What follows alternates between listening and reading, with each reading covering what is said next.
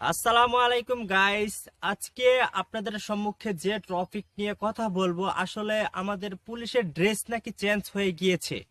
আসলে আমাদের পুলিশের ড্রেস চেঞ্জ হয়েছে কিনা, কবে হবে, সেই বিস্তারিত নিয়ে আজকে আপনাদের সম্মুখে এই ভিডিও।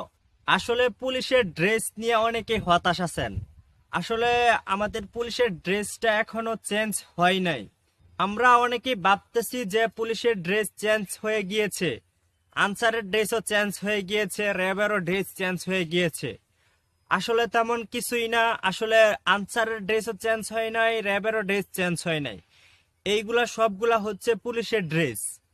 পুলিশের ড্রেস আসলে স্যাম্পল নিয়ে আসছে আমাদের এখানে যে দেখানোর জন্য যে কোনটা সিলেক্ট হবে।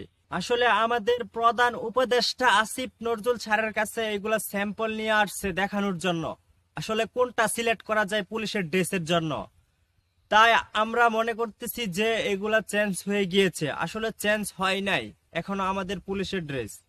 আবার অনেকেই ভাবতেছেন যে পুলিশের ড্রেস চেঞ্জ করলে অনেক টাকা খরচ যাবে। আসলে পুলিশ হচ্ছে অনেক, আসলে পুলিশের একটা নিয়ম আছে, তাদের প্রতি বছরে একটা পোশাক দেওয়া হয়। তাই ওই ক্ষেত্রে ওই পোশাকগুলা মানে স্যাম্পল হিসাবে এনেছে যে কোন পোশাকটা সিলেক্ট করা যায়। তাই প্রতি বছরে যে একটা পোশাক দেওয়া হয় ওই পোশাকেই আপনার এই কালারটা খালি চেঞ্জ হবে। তাই বলেছে আমাদের প্রধান উপদেষ্টা এত টাকা খরচ যাবে না।